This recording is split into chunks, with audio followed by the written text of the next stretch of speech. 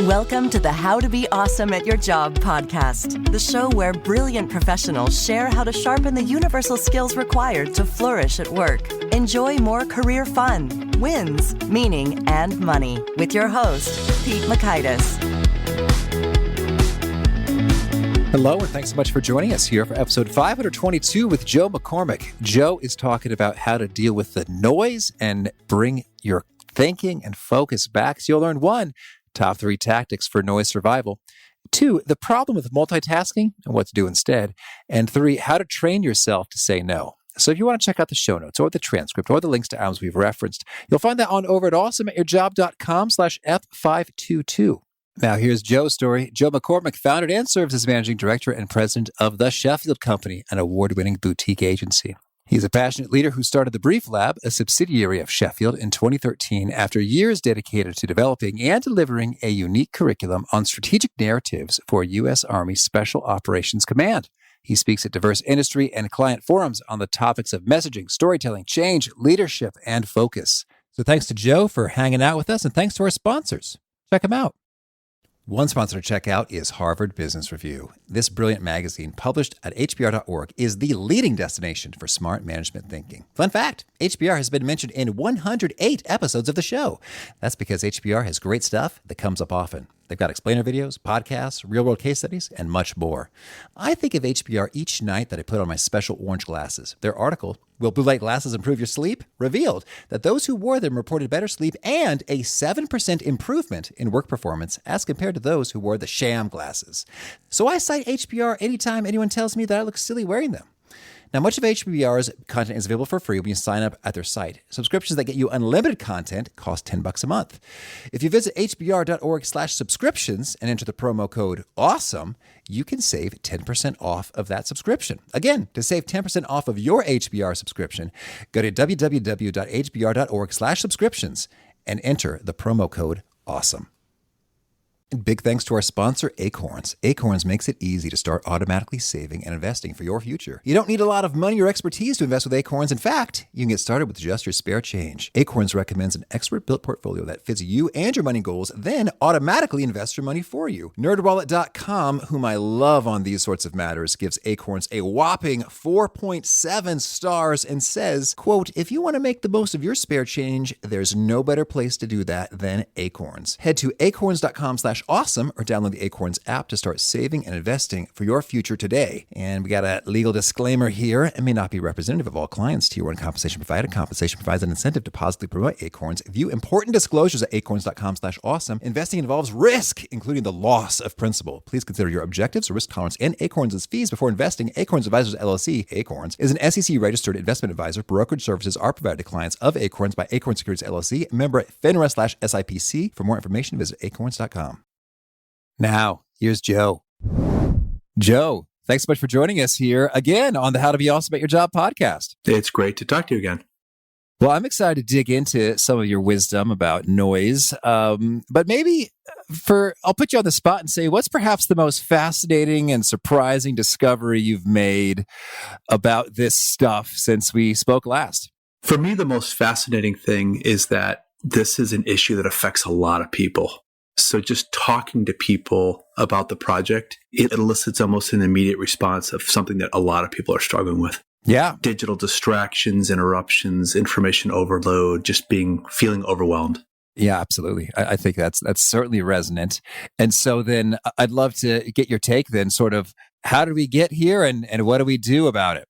Well, my journey is, I wrote a book called Brief, and that was all about the value of concise communication and being clear. And it was really targeted towards a professional audience, so people that communicate for a living. And the reason for that book was because you're talking to people they're all over the place. There's so many things competing for their attention. So as I was really promoting that book and teaching courses and workshops and webinars, it became really readily apparent that there's this issue that people were still struggling with, which is, how do you manage the noise or the information overload? Obviously, being brief is one way, an adaptive strategy to deal with that, right? So if you're in a meeting and everybody's talking and they're not saying anything, if you're clear and concise, you break through. But it still begs the question, what are people's strategies to handle this as a day-to-day reality? One that's not getting better, it's just getting worse. Yes. Well, and so then I'd love to get your take then in terms of, do you have some research or data that paints the picture for just how severe this environment is now as compared to before? When you look at it, it's a nonstop issue. So from the research that we've done, 70% of the people in a survey that we did said the first thing they do in the morning and the last thing they do at night is check their phone. Mm-hmm. So you think about your first waking moment is technology, and you're grabbing it as like, this is how I have to live my life. So that wasn't like that. People bought alarm clocks, and that sort of need to be with technology all the time and information and constantly consuming it is becoming, I think, one of the big struggles, and people don't know it because it's very subtle, maybe incremental. It's just happening over the last decade. And a lot of people are talking about this, and people feel helpless. Like, I don't know why I'm on edge all the time.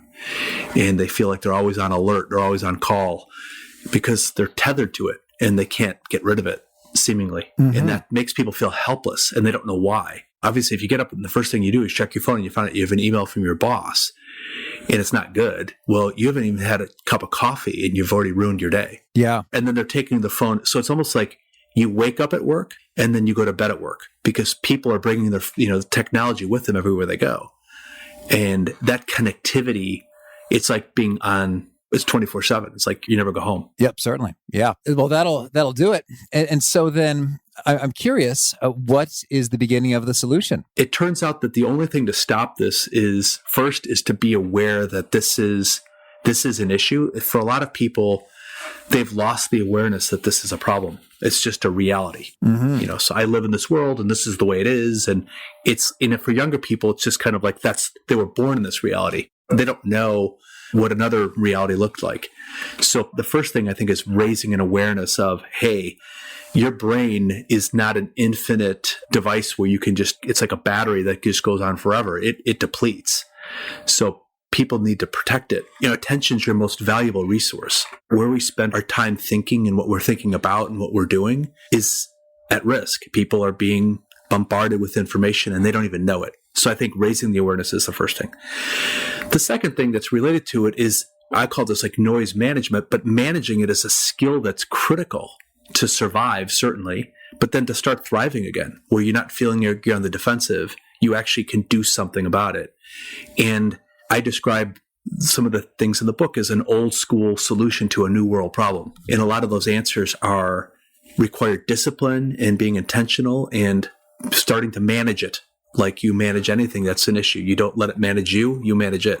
And you take the upper hand. And I think that's the big point of the book is there are things that we can do to start managing these realities and get control back of our lives. And you've got a fun little abbreviations here, AM and FM for awareness management and focus management.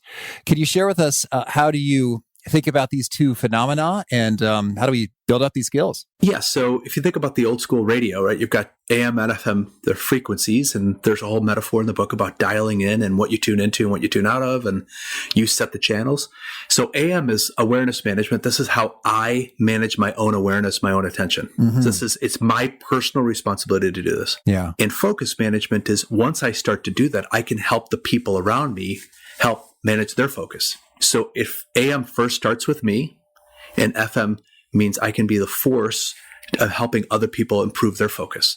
And those are the two frequencies in the book that we focus on. Start with yourself and then help other people. Okay, certainly. Well, so then you've listed out some particular tactics in a noise survival guide, 10 of them. I'd love to hear a couple of those that you think offer sort of the best bang for your buck. They make a world of difference when you do them.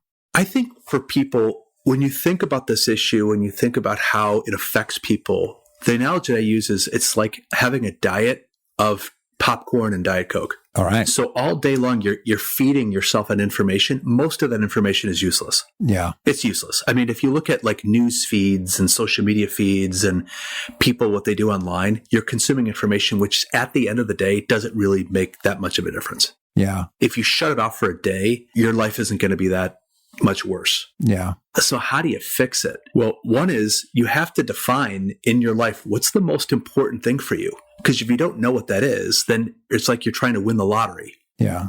So you keep on looking for this magical answer to a question that you haven't asked, which is what matters to me. So the first thing is taking aim. And it starts with a real simple sentence, which is in my role. Everybody's got different roles, parent, brother, coworker, boss, leader, visionary, whatever your role is. People have, like 3 to 5 key roles in their lives, maybe more. In my role is blank. The most important thing for me today is blank. Yeah. And I think people need to write that sentence every day. In my role as father, the most important thing for me today is to call my son. Nothing should get in between that, me and that. Nothing. Nothing is more important than that. That's the most important thing. Always do the most important thing. But you have to define it. Because if you don't define it, something else is going to compete for it, your attention. So you have to take aim at that. That's the first thing. And I do that every day. And it's an interesting exercise. The second thing is critical is scheduling quiet. So when you live in a noisy world, it's always noisy. There's always interruptions. There's always digital devices competing for my attention. There's always random thoughts. It's nonstop. When is it quiet? So what people do is they're like, well, when it's quiet, I'll enjoy it. And it never comes. So it's like, the play Waiting for Godot. Well, to ruin the ending, he doesn't come, right? So quiet never comes. It only comes if you schedule it. And I look at this as scheduled like non-negotiable. Yeah. Every day, in the morning and in the afternoon, I schedule quiet time. It's a set amount of time and I do it no matter what. Yeah. Like I take a shower and I eat. I never say I'm so busy that I can't take a shower and I can't eat. In our lives nowadays, we have to schedule quiet time. That's the second thing. And that quiet time, I answer the question. In my role is blank. The most important thing for me is blank. And then the third thing is whatever comes between me and that, I say no to. Now, it seems like people have to say yes to everything because they have to be accommodating, but there are many, many areas where people can say no. For example, an alert or notification comes on my phone. It's amazing how immediate my response is, well, I'll just check it. Yeah. No, I'm not going to check it right now. Yeah. Because I'm doing something else right now. If I do it, the research tells me that it's going to take me a significant amount of time to come back and regain that focus. So I have to start getting really comfortable with the word no. And that starts with myself. I'm not telling people to say no to everybody else, though that might be part of it. If a person interrupts you and they're like, you got a minute? You can say, not right now, but I will in 15. Right. So you negotiate, so you don't say yes to everything when it comes. And when those interruptions do come, we have to recognize them as something that is going to really weaken us, really, really weaken us. So those are 3 things is, all right, taking aim at the most important thing, scheduling quiet, and then really just saying no when things comes. And I think that empowers people. Hey, I can do something to improve in this area. I can be a force in managing this. And that's why I call it attention management or awareness management is I'm managing it. It's my job. Yeah. Understood. I like that notion. And so you said significant amount of time, and I'm a sucker for the numbers. I've read a Microsoft study that suggested it could be 24 minutes when folks just check their email real quick, for something and then try to return to what they're doing. What stats have you seen? They're all over the place. That could be a few minutes to nearly an hour of people regaining focus, their attention.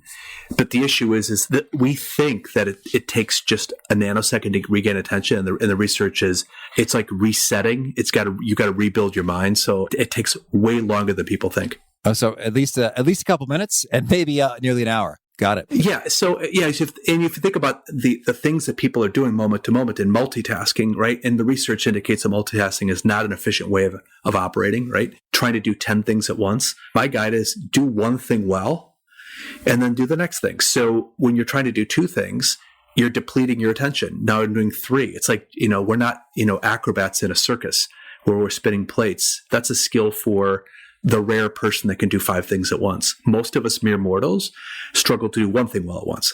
So why are you trying to do 2 or 3? So I think that we have to start saying no to some of those things because there's an allure that, hey, if my phone can do it, I can do it. Yeah, understood. Well, and so in that quiet time, I'd love to get your take with the scheduling. What do you find in your own experience and in others who are utilizing this are some of the most sensible, appropriate times to really schedule that in and make it work well for the day? I don't think there's a bad time or a good time. I think there just needs to be a time. So I liken it to like taking a shower. If you like taking a shower at night, that's really up to the person. What the issue is, it has to be scheduled. and you have to approach it like an appointment that you don't miss. The issue is not when, the issue is how do you handle it? And it's scary for people. So the people listening to right now are like, all right, that sounds great. I'm going to do it. So when you sit down for 5 minutes and it's quiet, it's really noisy. Yeah. Because you're not prepared for it. So you have to get used to it. You have to build up. It requires day after day to do this because it's a need. It's not a nice to have, it's a need to have. And the first times you do it, it's hard because it's really, really weird. You're sitting there, it's just quiet. So what I've devised are just some suggestions of things to prepare. So when it comes, you're ready for it. Mm-hmm. So if you think about it, how would you use, if I gave you 10 minutes of quiet, how would you use it? It's like listening to podcasts. You don't, in the moment, like I want to listen to a podcast, you curate the podcast. People set your podcast as subscribed to it. They're ready for it. They come to listen. They're ready to go. Just drive your car around, start looking for podcasts. You'll crash. So you have to prepare before you get in the car. Same thing for quiet. Think, what am I going to do in this time of quiet? And I came up with categories. You can come up with an infinite number of them. One is nothing. Yeah. Just don't do anything. Just let your mind wander. And there's a lot of books and research that say it's good and healthy to let your mind wander and not focus on anything. Another one is, might sound funny, but complain. Instead of complaining all day long silently in my head, I'm just going to give myself 5 minutes to complain. Or plan, or read, or be thankful. Thanksgiving is a big day, right? For a lot of people. Write a list of things, if you have a tough life, that you're thankful for. I'm thankful for shoes, electricity, my job. I'm thankful for the car whatever you're thankful for. Just write a list for 5 minutes, 10, and just come up with an activity and then do that for a set amount of time. And don't try to be good at it. Just do it. Mm-hmm. This isn't a contest. This is like you plug in your device to recharge it. This is the recharging of your brain. And in connected to that is sleep. Get a good night's sleep. Go to bed on time, wake up on time. Don't go to bed when you're done and wake up when you feel like it. It's all part of quiet. It's like your brain needs to restore itself. It's under attack all day long. You need 7 to 8 hours of sleep. And the research tells like high schoolers and college students, they don't get nearly enough sleep. Yeah. And they're on their phones all day long. This is a bad combination. Really bad. Certainly. Well, so you've laid that out there well. And I'm curious, in terms of you schedule the quiet time, you've got a plan, it's curated for what goes down. And one of the biggest things is you establish, in my role as blank, the most important thing is blank. Maybe I could put you on the spot. For today, what did you come up with in terms of these critical sentences? Funny you ask. You're not putting me on the spot because I do this every day. There's 3 big things that I did. One is I prepared for this podcast. All right. Thank you. That was the first thing because it's an important thing. I've written a book and I need to explain it. So I need to prepare. The second thing that I did was I texted my kids. I've got kids in college and they're always moving around and I travel as well. So I'd like to stay connected to them and let them know that I'm thinking about them. A very close family member overseas, my brother-in-law's mom passed away. So I prayed for her, because I just found out she passed away. And I had a meeting with a startup, which was some guys in special operations that have retired and started a new business. And we were talking about their company and their vision, and I was helping them with that. So those were categories. And I do that every day. And sometimes it's hard to come up with what's the most important thing and not have it be just a to-do list. But really, the reason I do it is because it orients my day. Mm-hmm. It gives my day an orientation. So that these are things that, like, you ever go through a day and it's just a blur? Yeah. These make the days less of a blur because there's it's like taking a trip and you're like, okay, I'm going to get to this first destination and then another one. You go through it. They're moments. I call it these are your big moments. And they don't have to be big in terms of size, but they're significant in their own right. They're significant. And you treat them as such, and it makes the days more purposeful and more intentional and less like, oh, it's 10 o'clock at night. I don't know what I did. Yeah. I can't remember. It's not just today. It's like I go back for a week, a month, and I can't remember anything. My day is just the whole thing is just a complete, I'm in my life, but I don't remember any of it. And that helps. It helps orient the day towards those things. And I think for me, it's been extremely helpful to do that. And I'd like to suggest other people do the same. Absolutely. And just to be able to feel like a winner in terms of, okay, I had, hundreds of potential to-do items landed my world, and I did 40 of them. Is that good? I don't know. But as opposed to when you've established, all right, in my role as this, the most important thing is that, and you do those things, you say, all right, that feels good. You can feel victorious with the day and ready to take on the next one. You're absolutely right. There was a book, actually a speech that was given by Admiral McCraven. This you may recall, he was the head of Joint Special Operations Command, and then he gave a speech at the University of Texas, and the point of the speech was the first thing that you need to do every day is to make your bed. So he wrote a book about this. And what struck a lot of people was when he said that, his point was, it's start your day with a success. And even if your day is a complete failure, when you come home at night, this is brilliant, and you see that you did the first thing well, your day would not have been a total disaster. Yeah. And it's funny because when I was a kid, my dad would always tell us, when you wake up, get up. And when you get up, make your bed. And he wrote a whole book about making your bed. And I think the most important thing, do the most important thing. Always do the most important. Then it begs the question, well, what is the most important thing for me? And I think for people that's revealing. And once you see it, sometimes it's not something too far away. It's like, hey, I got to make my bed, or I got to call this person back, or thank a person, whatever. Do it. Do that. And you'll feel like you're making progress in your life because you're doing the most important thing and not forgetting that. Yeah, no, I think that's dead on. And so let's talk about roles for a second. I mean, I imagine we could generate potentially dozens of roles and names for them. What are some of the biggies that come up again and again for you and clients? Yeah, I mean, you have your role as leader, subordinate. I mean, everybody's got a boss. You can go to different characteristics like visionary, helper. You can go to partner. You can go to friend. You can go to brother or sister, parent, neighbor. I mean, there's just things of how you relate to people and how people know you. And then you come up with these titles, these roles. There usually aren't that many. I mean, these are the common things this is who you are during the day. Mm-hmm. So you think about your role, like during the day, it's not like to create schizophrenia. That's not the point. The point is that I'm not just a professional. I'm also, outside of work, I'm a person. I have responsibilities. I have needs. And then you define those things and it gets clear, okay, well, who am I today? And what am I doing? And what are the expectations for me? What is important?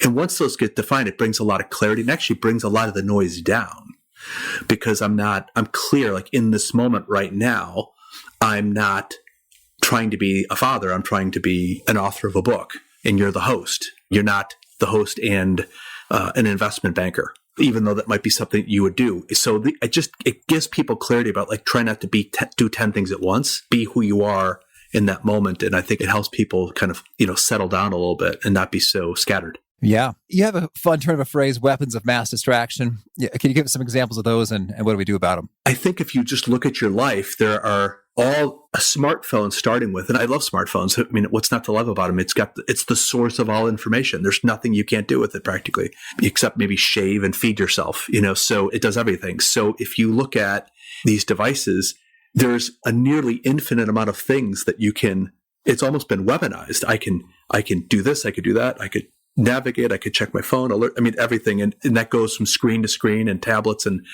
all that. So it's just, if you look at it as almost a threat and a reward, but it's both, it can be helpful, but it can also be very, very damaging at the same time. And it has to be managed as such that it's not, like, if you look at people bring their phone to bed, mm-hmm. It doesn't belong in bed. Yeah. It belongs at a table in another room. Put it in another room. Buy an alarm clock. I'll tell you a funny story about that. I used to use it as an alarm clock. Well, what happens is I use it as an alarm clock, but then I want to check something, and next thing you know, I'm online, and 2 hours later, I don't know what I'm doing. So I put it in another room, and I bought an old school alarm clock. So the clocks just changed a few weeks ago. I don't have my phone to automatically update. I need to remember to change the clock. This is pretty old school, right? So I've got an alarm clock. It sits 6 feet from me, and I didn't change the time. So I get up, set the alarm, wake up. It's on a Sunday. I got a church. I go there. There's nobody there. Oh, wow. It's funny.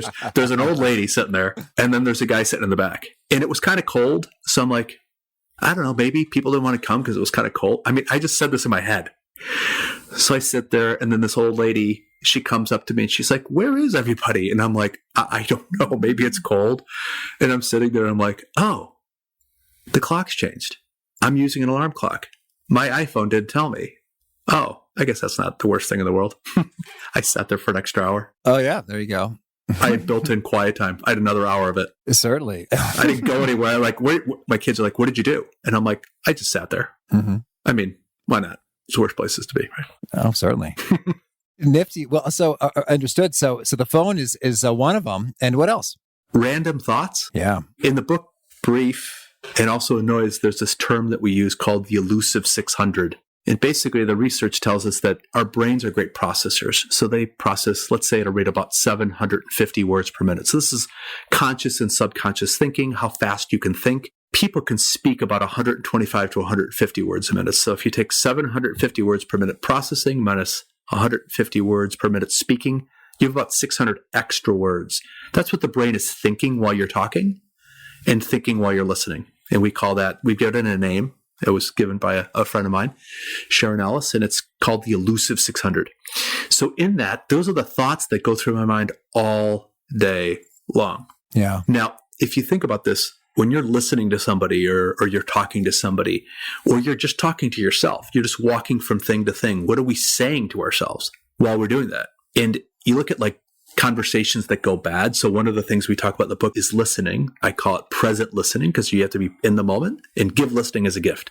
So I have no agenda. I'm just listening like you're listening. So in the moment, thoughts can pop into my head. And if you're a bad listener, I can't listen to that thought right now. I have to just ignore it. I have to stay focused. So random thoughts, negative thoughts, useless thoughts, thoughts that are just they're not timely thoughts like, oh, I'd love to check the score of the game. Well, I'm right in the middle of writing somebody's evaluation. That's not a good time to go check a sports score. Like the quality of that evaluation is going to be in great part how much concentration and focus I gave it. But if a thought pops into my head, it doesn't even have to be prompted by technology.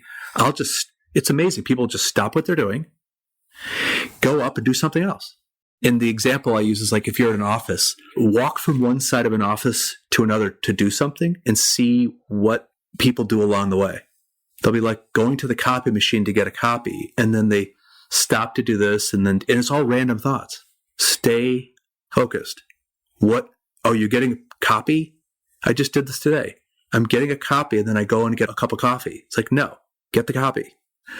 Then you like train yourself to just like shut down these thoughts that are just tempting, but I don't need them right now. Say no. And that's, I think, it's not technology, it's my head. Yeah. Well, let's talk about the shut down, say no. What is the answer to untimely thoughts? Maybe that's a big question many meditation teachers have wrestled with for millennia. I think there's a powerful word. It's called no. So this is a fun exercise to do with people is people have got bucket lists or things they would love to do. So let's say, okay, a person's goal is to like, I want to climb a mountain or something like that. So they tell people that's my dream in life. And then another person asks them, hey, I've got free tickets to go to do this. And you're just like, no, just keep on saying no. Like there's a power to the word no. Say no to things that are irresistible. No, because there's a power to it. When you hear a person say it, it's powerful. Would you like to go to the game tonight? No, I can't. I have something else to do. We don't use that word enough. It's a very simple but powerful word. Say it out loud. It sounds very powerful. It's like, no, people feel bad about it, but there's a power in it that we have to say to I think starting with ourselves, and I'm not encouraging people to walk around and tell their workmates and their colleagues no all the time, because that would be anarchy.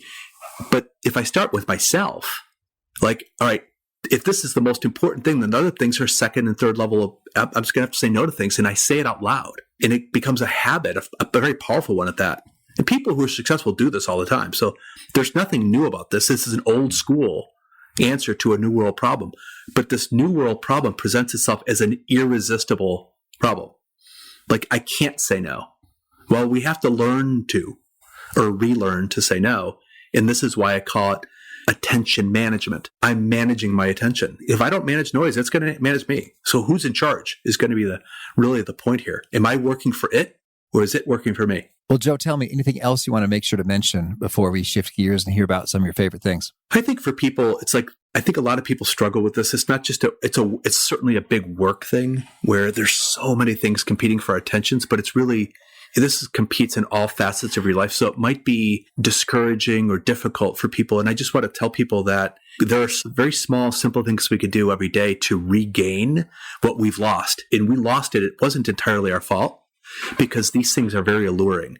So I want to encourage people that like you have within your ability right now to be able to change the dynamic from moment to moment. And it's not impossible. All right. Well, then now could you share with us a favorite quote, something you find inspiring? My father was a huge impact in my life. And one of his quotes was, do something even if it's wrong. And he would always qualify, not morally wrong or legally wrong, but just his impetus was just do something. Just don't stand around waiting and thinking, just, keep on moving, keep on doing something, which is one of my favorite quotes from him. And how about a favorite study or experiment or bit of research? The elusive 600 that I mentioned before, it was shared. I don't know exactly where the original research came from, but it came from a woman, a consultant. And what I love the most about it is it gives a word or a name to a reality that people live with, and now they have a name for it. They're like, oh, that's my elusive 600. And I've taught our courses at the Brief Lab for now, over 7 years. And that term has got a stickiness to it. And I owe a lot to that consultant who shared that with me. And how about a favorite book? One of my favorite books the book is called Isaac's Storm. And it's a book about a hurricane that hit Galveston in 1900. And it's a tragic part of history, but it was a storm that nobody knew was coming. And we look at today, like everybody knows in advance what bad things are going to happen. It's like predicting the future. And this was a story about the technology and the science was advancing, but it wasn't quite there yet. And nobody knew. And it's a tragic story, but it's one about our world is imperfect. And no matter how much technology we think we have, we're always a little bit behind. And is there a particular nugget you share that really seems to connect and resonate with listeners and clients? They repeat it back to you? Well, in the work that we teach at the Brief Lab, one of the big ones we do in the world of being clear and intentional as a communicator is give me the headline. People always love that because it's intuitive. It makes sense. It doesn't require a lot of training. It's like, I'm going into a meeting. What's the headline? People are giving you an update. What's the headline? That it's stealing this page from journalism school somehow. And it gives people a sense of clarity and purpose when they talk that I just, to this day, I just love when people get that concept and use it because it makes them so much easier to understand. And if folks want to learn more or get in touch, where would you point them? Go to thebrieflab.com and we have resources there. There's, you could download 2 free chapters of the book Noise. We have tools that people can use. There's a treasure trove of resources. We teach elite military organizations and corporate leaders and teams, not only how to be concise communicators, but now with Noise, how to be clear thinkers. And do you have a final challenge or call to action for folks looking to be awesome at their jobs? Yes. When you look at your Outlook, your phone for maybe this afternoon, maybe tomorrow morning, look at your calendar and say, well, where's the quiet time that I've scheduled for myself? How long does it last? When does it start? When does it end? And hold to it. All right. Well, Joe, this has been a lot of fun. I wish you lots of luck in managing the noise and enjoying all the fun that comes with having that handled. Thank you so much for having me. I really appreciated Joe's take on, in my role as blank, the most important thing I need to do is blank. There you have it. It reminds me a bit of that one thing question with Jay Papasan. We recently represented some of his good stuff in that there is one thing that will make a huge, big old difference, and it can make everything else easier and or unnecessary. And so if you zero in on that by role, that's pretty handy. So thanks, Joe, for that. Hope you dug it and more. The show notes, the transcripts, the links to items we've referenced are at awesomeatyourjob.com/ep522. If you haven't already, I hope you'll push subscribe. You'll catch our next guest. It's Kyra Bobinet. She's got a bundle of insight into habits, how they are formed. I hope to catch you there. Peace. Thanks for listening. To get the most out of the show, we recommend 2 key things. First, check out the extra resources at awesomeatyourjob.com. You can find this episode's transcript and links, as well as the perfect episode for your situation. You can search the full text transcripts of hundreds of episodes or explore episodes tagged by topic and competency covered. Second, subscribe to the podcast and get future episodes automatically. You can subscribe by telling Siri and several other smartphones and speakers, subscribe to the How to Be Awesome at Your Job podcast, or by tapping subscribe in your podcast player of choice.